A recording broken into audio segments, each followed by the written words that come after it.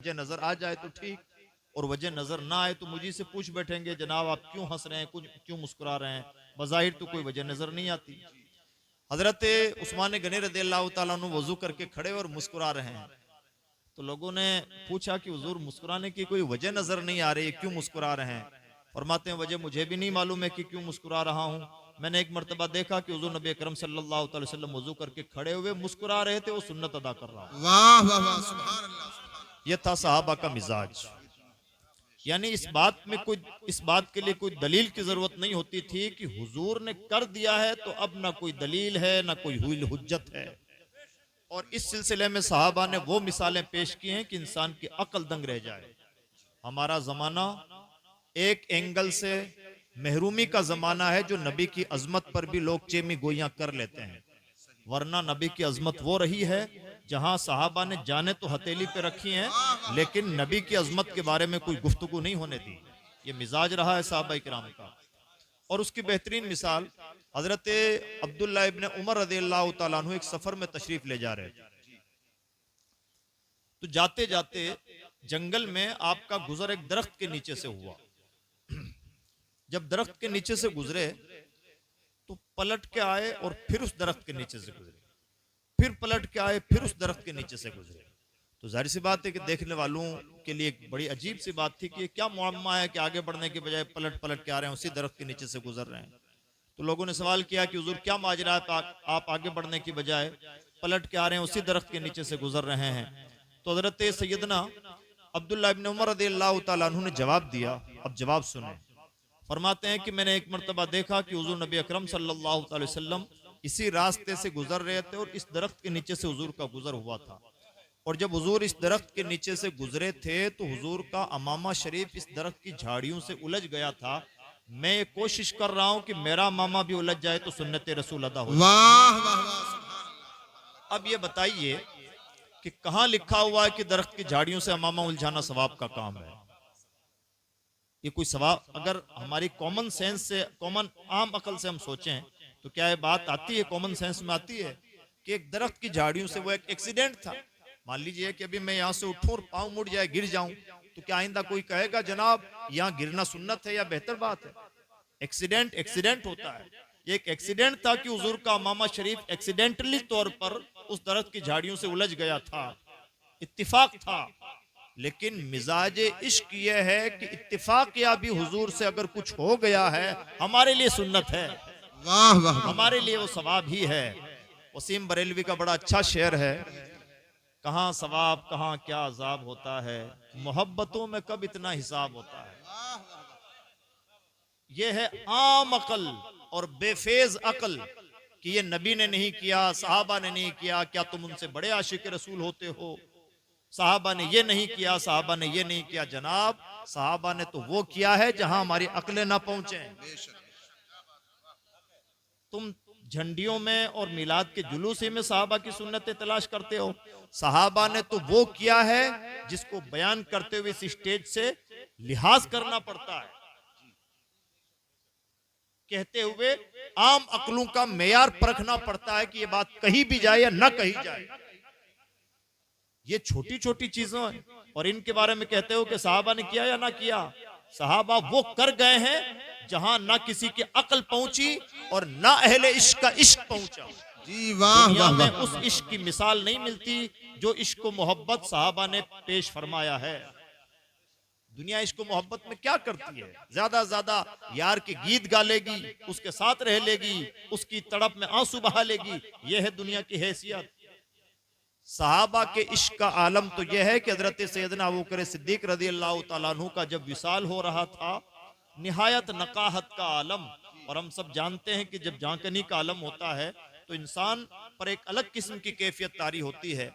अपने साहबजादी और हम सब की माँ हजरत सैयदा आयशा सिद्दीका रज़ियल्लाहु ताला अन्हा से दरियाफ्त फरमाते हैं आज कौन सा दिन है?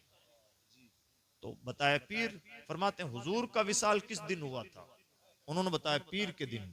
निहायत खुश हो गए ये सोच करके कि मेरी जान कुछ देर में रुखसत होने वाली है और मुझे वही दिन मिल रहा है जो हुजूर को मिला था। वाह वाह वाह, सुभान अल्लाह। जहां आम तौर पर इंसान की अकल सलामत ना रहे और इंसान पागलों की तरह दाएं बाएं झांकता रहता है। हम सब ने भी तो मरने वालों को देखा होगा। उस आलम में भी इस बात का गम नहीं है कि दुनिया से जान जा रही है।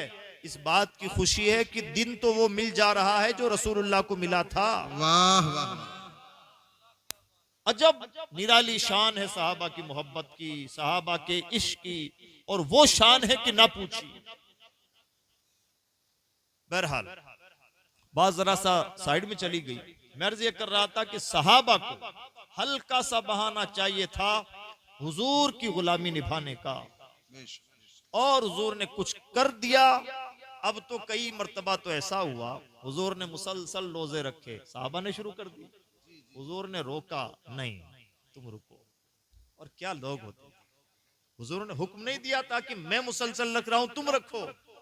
पता लगा लिया था या पता लग गया था कि हुजूर रख रहे हैं, शुरू, बस अपना काम शुरू।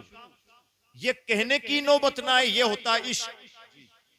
हम किस जमाने के लोग हैं जिन्हें फराइज के बारे में भी कहना पड़ता है कि जनाब ये फर्ज है, जनाब ये हराम है, इससे बचिए। वो लोग थे अंदाजा लगा लिया था कि हुजूर रोजा रख रहे हैं, अच्छा कल भी रखा था और परसों भी रखा था, चलो हम भी शुरू। हुजूर ने रोका, जरा रुको। क्या शान के लोग होते थे कि उन्हें रोका जा रहा है कि जरा रुको, और किस अहद के लोग हैं कि उन्हें टोका जा रहा है कि जरा करो। कितना डिफरेंस है।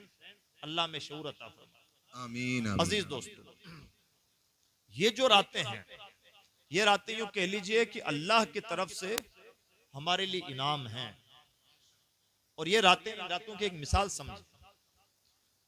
गवर्नमेंट के कुछ कैंप्स लगते हैं, आपने देखा होगा कई मर्तबा, शायद यहाँ भी होता होगा, हमारे यहाँ बकसरत होता है ऐसा। सपोज कीजिए कि आपको आधार कार्ड बनाना है तो फलां ऑफिस जाना है, आइडेंटिटी कार्ड बनाना था फलां ऑफिस, लाइसेंस बनाना था फलां ऑफिस, और मान लीजिए कि घर का कोई पट्टा है तो उसके लिए फलां ऑफिस जाना है। अलग अलग ऑफिस है। साल 2 साल में कई बार ऐसा होता है कि गवर्नमेंट स्पेशल कैंप्स लगाती है और कहती है कि एक ऐसा कैंप लगाया जा रहा है जहां तमाम ऑफिसेस के लोग एक साथ मौजूद रहेंगे, जिनके काम बिखरे हुए अलग अलग ऑफिसेस के हों, वो फलां से फलां तारीख अपना काम फलां जगह जाके निपटा दें। यानी होता क्या है कि अलग अलग ऑफिसेस के जो चक्कर लगाने पड़ रहे थे, उन चक्करों से इंसान बच गया और एक ही सेंटर में, एक ही कैंपस में तमाम काम हो जाते हैं। ये जो रातें होती हैं, चाहे वो शबे बरात हो, शबे कद्र हो, रमजान का महीना हो, या कुछ मुबारक दिन हो या कुछ मुबारक रातें, ये दरअसल एक अल्लाह की तरफ से स्पेशल कैंप होती है। जो भी इधर उधर के साइड के और हुए हैं, ऊक चूक हुई है, उन तमाम चीजों को अगर माफ करवाना हो और अपने डॉक्यूमेंट्स क्लियर करवाना हो तो गोया इस कैंपस में पनाह ले ली जाए। वाह वाह और इसीलिए इनका मर्तबा बढ़ा दिया जाता है। ये छोटी बात है कि शबे कद्र का मर्तबा यहां तक बढ़ा दिया गया, 1000 महीनों से भी अफजल, खैरुम मिन अल्फि शहर। छोटी बात है, जरा इस लफ्ज पर गौर करें, किसे कहते हैं 1000 महीना, और उनसे भी अफजल। लेकिन ये बातें वो गौर कर पाते हैं जिनको लालच हो, बेचैनी हो कि नेकियों का मौका कैसे मिल जाए, और जिन्हें कुछ पड़ी ही ना हो। वही मिसाल, सोना, यहां अगर सोने की खाक भी हो तो जो हसास आदमी है, बड़ा आदमी है, वो उस खाक को भी कीमती समझेगा। और एक नादान बच्चा हो, उसके सामने सोने की ईंट भी रखी हो तो हो सकता है उसे रौंद के आगे चला जाए। जिस तरह से उसमें और इसमें फर्क है, उसी तरह से नेकियां चाहने वालों में और ना चाहने वालों में फर्क है। सुभान अल्लाह सुभान अल्लाह। अगर इंसान हसास ना हो, और उससे भी बड़ी बात तो यह है कि अगर अल्लाह की तौफीक साथ ना हो तो इंसान बड़े बड़े कैंपस गवा देता है, बहुत अच्छे अच्छे मौके गवा देता है। और अगर इंसान हसास हो तो हल्का सा बहाना चाहिए अल्लाह की रहमत को मनाने का। और अल्लाह रब्बुल इज्जत की रहमत ऐसी है कि बड़ी आसानी से मान जाता है, बड़ा करीम है, बड़ी मोहलतें देता है, बार बार मौके अता फरमाता है। अब अजीज दोस्तों, ये पूरी तमहीद मैंने आपके सामने अर्ज की, और इसी दौरान मेरी एक आपसे गुजारिश भी है कि ये जो उथल पुथल का माहौल है और जो बातचीत का माहौल है, इसको जरा सा आप कम करें, और खामोशी के साथ और तवज्जो के साथ मैं जो बातें आपसे बताऊं उसको तवज्जो के साथ सुने और उसको इंशाअल्लाह। अमली जामा पहनाने की कोशिश करें, उसे दिल में गांठ बांधने की कोशिश करें। मेरा मिजाज कोई बहुत जोशीली बातें करने का और नॉन प्रैक्टिकल इधर उधर की बातें करने का नहीं है, तो मैं कुछ ज़रूरी बातें आपसे करना चाहता हूँ। पहले कुरान पाक की कुछ आयत की तफसीर, जो मैंने आयतें आपके सामने पेश की हैं, वो सुन लें, ताकि हमें एहसास हो कि ये रातें कितनी कीमती हैं, और अल्लाह तौफीक दे तो हम अपने गुनाहों से तौबा करें। एक गलतफहमी का इजाला ज़रूरी है। वो गलतफहमी यह है, कई मरतबा हमें लगता है कि जन्नत बड़ी सस्ती है, और हम एक तरह से गोया जन्नत के ठेकेदार बने हैं, दुल्हे दुल्हाए जन्नती हैं, बस मरने की देरी है। और दूसरी तरफ मौत का डर भी बहुत लगता है। तीसरी तरफ सूफिया का ये फैसला है कि अगर आदमी जन्नती है या नहीं है, इसका फैसला करना हो तो मौत दिखाई जाए। मौत से डरता हो तो इसका मतलब अंदर ठीक नहीं है। और अगर मौत से निडर है, जैसे फाका कश पैगंबर इस्लाम ने तैयार किए थे, वो फाका कश जो मौत से डरता नहीं जरा, अगर उस तरह का मिजाज है, उसका मतलब यह है अल्लाह ने करम फरमाया है, हो सकता है जन्नती हो। जी। हम और आप में से मरना कोई नहीं चाहता, और मरना कोई नहीं चाहता इसका मतलब यह है कि ठीक हालात नहीं हैं। और कोई मरना चाहे ना चाहे, ठीक हो या ना हो, हम अपना गिरीबान खूब जानते हैं कि हम कितने पाक दामन हैं, कितने सीधे सच्चे हैं। ये कहना आसान है कि जन्नत मिल जाए और जन्नत मिल जाएगी और थोड़ी थोड़ी बहानों से जन्नत मिल जाएगी। जनाब, आपका गांव एक गांव है, डोम घर एक गांव है। अगर मैं यहाँ बगल में, मदरसे के बगल में प्लॉट खरीदना चाहूं तो हल्के पैसों में प्लॉट नहीं मिलता। अल्लाह की नेमतों की इंतहा का नाम है जन्नत, यूं ही मिल जाए। छोटी छोटी जगहों पर गैर मामूली, आपके जैसे गांव भारत की सरजमीन पर 6,41,000 से जायद गांव हैं। उन गांव में से एक गांव आपका है। उस गांव के एक कोने में सस्ते में प्लॉट ना मिले, और अल्लाह रब्बुल इज्जत की नेमतों की इंतहा जहां अकल ना पहुंचे कि किस किस शान की होगी, वो जन्नत यूं ही मिल जाए। इतना सस्ता सौदा नहीं है जितना हमने समझ रखा है। ये बड़ी गलत फहमी है। तो सबसे पहले तो हम अपने जहन से गलत फहमी निकालें कि हम धुले धुलाए जन्नती हैं, ऐसा कुछ है वे नहीं। सच्चाई यह है, नैया पार लग जाए, जन्नत के किसी कोने खांचे में जगह मिल जाए तो उसकी मेहरबानी, बेशक आमाल इस लायक नहीं है। और इस बात को अगर हम और ज्यादा बेहतर अंदाज में समझना चाहें तो कुरान पाक से समझें। हो सकता है कि हम तो यूं ही जन्नतें बांटते चले जाएं, कुरान यूं ही जन्नतें नहीं बांटता। कुरान का मिजाज है, कुरान ने जन्नत को यूं ही नहीं पेश किया है। हाँ, जहन्नम का बार बार जिक्र किया है। जन्नत के बारे में नहीं फरमाया जन्नत इंतजार में है, जहन्नम के बारे में फरमाया जहन्नम इंतजार में है। जन्नत के बारे में नहीं फरमाया गया कि जन्नत को भरा जाएगा, जहन्नम के बारे में कहा कि जहन्नम को भरा जाएगा।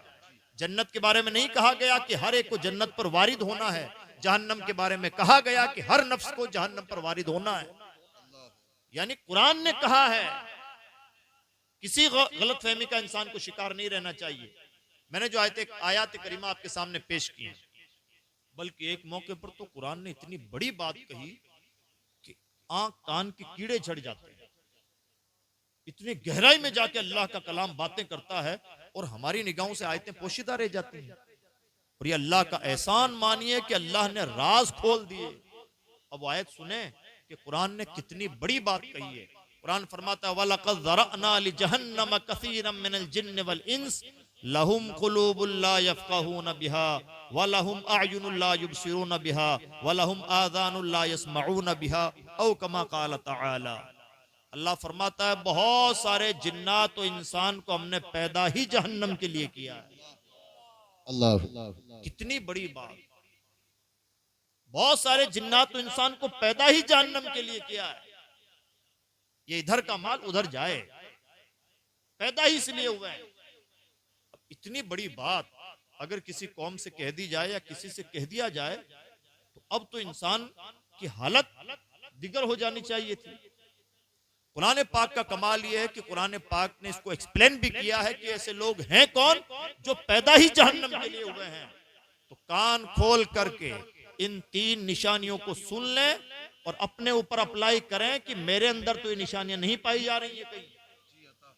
सुने पहली निशानी, कुरान फरमाता है जहन्नमियों की पहली निशानी, किसकी? जहन्नमियों की पहली निशानी, जो पैदा ही जहन्नम के लिए हुए हैं, उनकी पहली निशानी लहुम कुलूबुल ला यफ्क़हूना बिहा, उनके पास दिल है लेकिन दिलों में समझ नहीं। पहली निशानी। क्या मतलब है दिलों में समझ नहीं?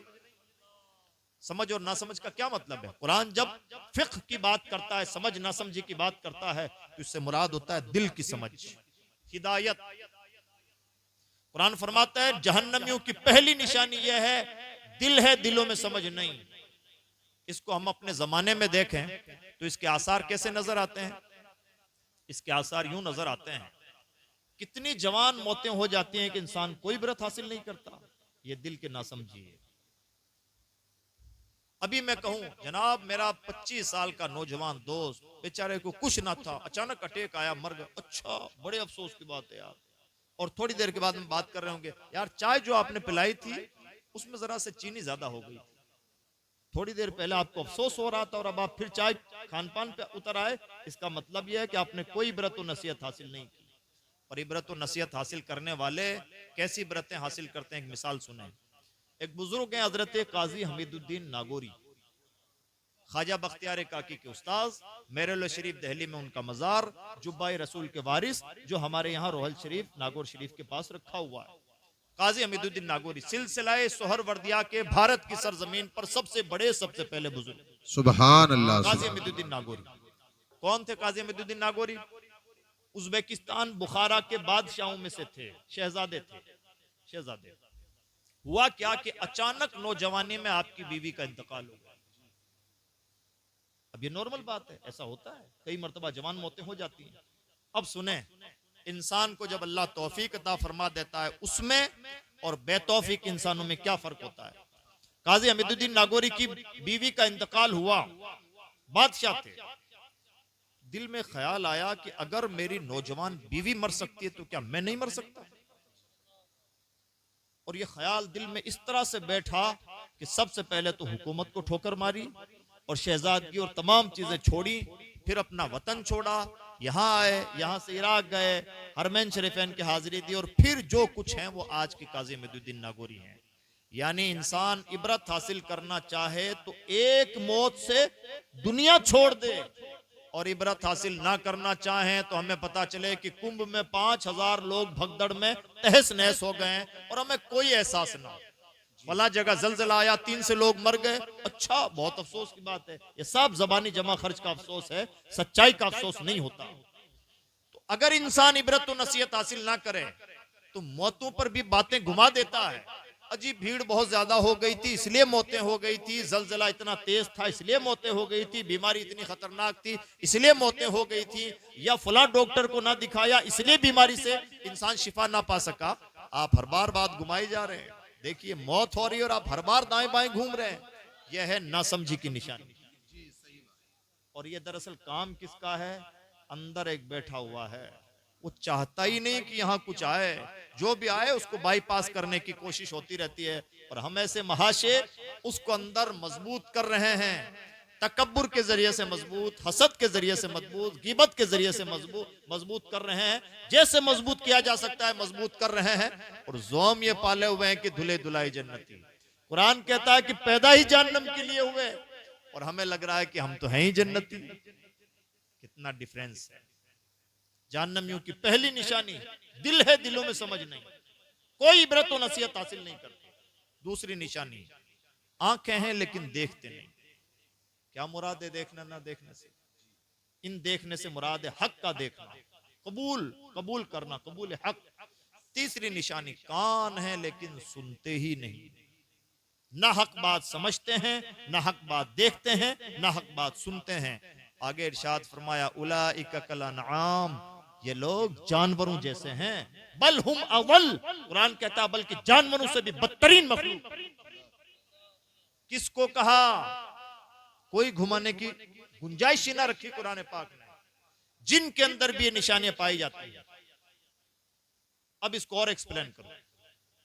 अगर किसी की मौत हो और मान लीजिए कि कई दिनों के लिए एक तरह से खान पान छूट जाए, खाने की लज्जतें गायब हो जाएं, तो माने कि करीम तेरा करम है कि अभी दिल में कुछ रमक बाकी है।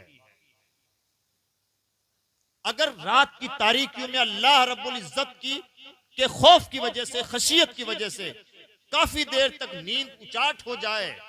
कई बार होता है कि फुला बीमार हो गया और उसका इलाज कैसे किया जाएगा, बेटी का रिश्ता करना है और ये काम करना है, इसके लिए नींदें बहुत उचाट होती हैं।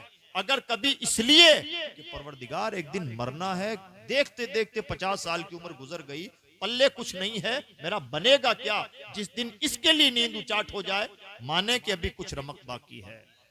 और अगर ऐसा कुछ नहीं होता, हमेशा सुकून की नींद आती है, कोई रोना धोना नहीं, कोई अफसोस नहीं, कुछ नहीं है, मुझे बहुत माफ कीजिएगा, मैं नहीं कहता, कुरान ने कुछ कहा है, उसको बहुत गहराई के साथ पढ़ लें और समझ लें, अल्लाह ना करे कि हम उस फहरिस्त में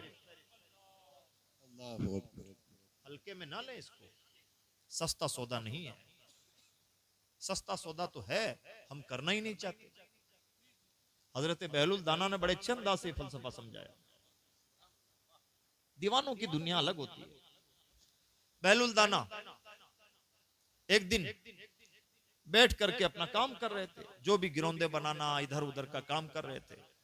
बादशाह का गुजर हुआ, बादशाह ने पूछा, दीवाने क्या कर रहे हो? तो कह रहा है, मखलूक तुम्हारे बीच में और तुम्हारे खुदा के बीच में झगड़ा हो गया, जरा सुलह करवा रहा हूं। कहा कुछ सुलह उलह हुई? कहा सुलह हो कैसे, वो तो माना हुआ है, तुम ही नहीं मानते। कुछ वक्त गुजरा, वही दीवाना कब्रिस्तान में बैठा हुआ काम कर रहा, वही पत्थरों को भिड़ाना, लड़ाना, ऊपर नीचे करना। कहा दीवाने आज क्या फिर वही काम, अभी तक वही कर रहे हो? कहने लगे नहीं, अब काम जरा सा थोड़ा सा अलग हो गया। कहा क्या काम हुआ? कहा बात यह है कि काम तो वही है, बेसिक काम तो, कि तुम्हारे बीच में और तुम्हारे खुदा के बीच में सुलह करवा रहा हूं, लेकिन अब जरा सिचुएशन चेंज हो गई, अब ये मुर्दे तो माने हुए वो नहीं मानते। यही कहानी, जब तक सांसें बाकी है हम नहीं मानते, और जब सांस की डोर टूट जाती है तो करने धरने के लिए रह ही क्या जाता है, कौन सा मुंह है कि उसको मनाए। सबकी फिक्र, सबके लिए प्लानिंग, और जिसने पैदा फरमाया, एक एक सांस भीख में अता फरमाई, उसके लिए सजदा शुक्र तक नहीं होता। कितना दूर है हम। 40-40 दिन आदमी एडमिट रह के हॉस्पिटल से बाहर आता है, पूरा जश्न मनाया जाएगा, सदके उतारे जाएंगे, खान पान होगा, क्या कुछ मटर गश्तियां होंगी और कितनी दास्तानें सुनाई जाएंगी। कभी तौफीक होती है कि 2 रकात उसकी बारगाह में भी पढ़ लें, जिसने मौत के मुंह से बाहर निकाला है। बेशक ये वफादारी का निशानी है। हमने समझा ही नहीं है कि वो कैसा करीम और रहीम है और उससे निभाया कैसे जाता है।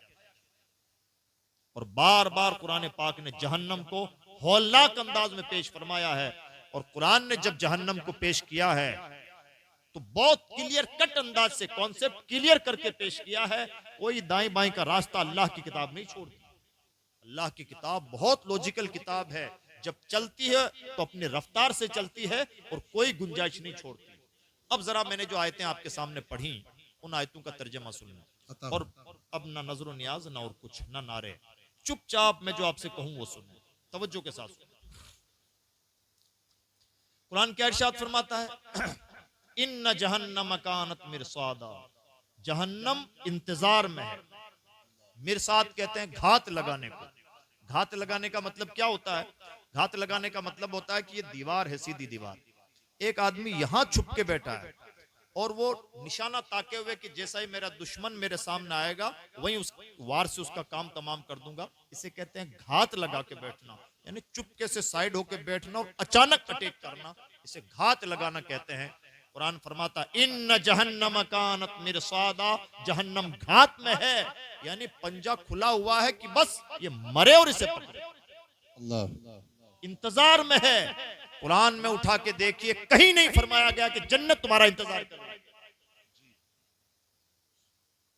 किसी खुशफहमी में ना रहे, जन्नत इंतजार में नहीं है, जहन्नम इंतजार में है, ये अल्लाह की किताब कह रही है। इंसान के दिल में जो वसवसे जन्म लेते हैं, जैसे ही हम जहन्नम की कोई बात करते हैं, अजाब की बात करते हैं, फौरन एक ख्याल साइड से, दाएं से, बाएं से आता है, जनाब ठीक है जहन्नम भी है लेकिन हम अजाब से नजात पा जाएंगे, फुला की बख्शिश मिल जाएगी, ये बहाना बन जाएगा, बुढ़ापे में तौबा कर लेंगे। ये जो इस तरह की साइड की बातें आती हैं, कुरान एक अजीब किताब है जो जड़ें काटता चलता है, वसवसों की जड़ें काटता है, दाएं बाएं रास्तों की जड़ें काटता है, और बिल्कुल क्लियर कट मैसेज देता है और उसको आखिर तक क्लियर ही रखता है। तो जैसे कुरान ने कहा इन्ना जहन्नम कानत मिरसादा, जहन्नम इंतजार में है, तो शैतान ने वसवसा डाला कि ठीक है जहन्नम इंतजार में, लेकिन हमारे इंतजार में थोड़ी है।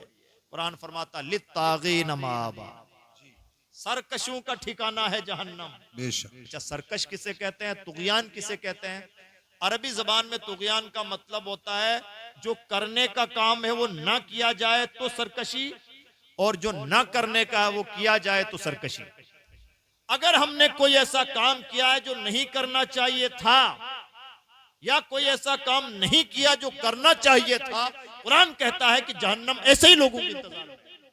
अगर हमारा नामा या माल इतना साफ सुथरा है कि हम यकीन से कह सकते हो कि मैंने कभी ऐसा कोई काम नहीं किया जो नहीं करना चाहिए था, और मैंने हर वो काम किया है जो करने का है, तो मुबारक हो। और अगर ऐसा नहीं है तो कुरान का लफ्ज कह रहा है जरा संभलने का वक्त है। लित्तागीन माबा। अब जैसे ये बात हुई तो फिर शैतान एक नया वसवसा डालता है। चलिए ठीक है, मान लेते हैं कि जहन्नम में जाना पड़ेगा, लेकिन थोड़ी देर जहन्नम में जाके मार खा के वापस आ जाएंगे। ये वसवसा आता है। कुरान फरमाता नहीं, लाबिसीन फीहा अहकाबा, जहन्नम में जो जाएगा मुद्दत जहन्नम ही में सड़ता रहेगा। अल्लाह।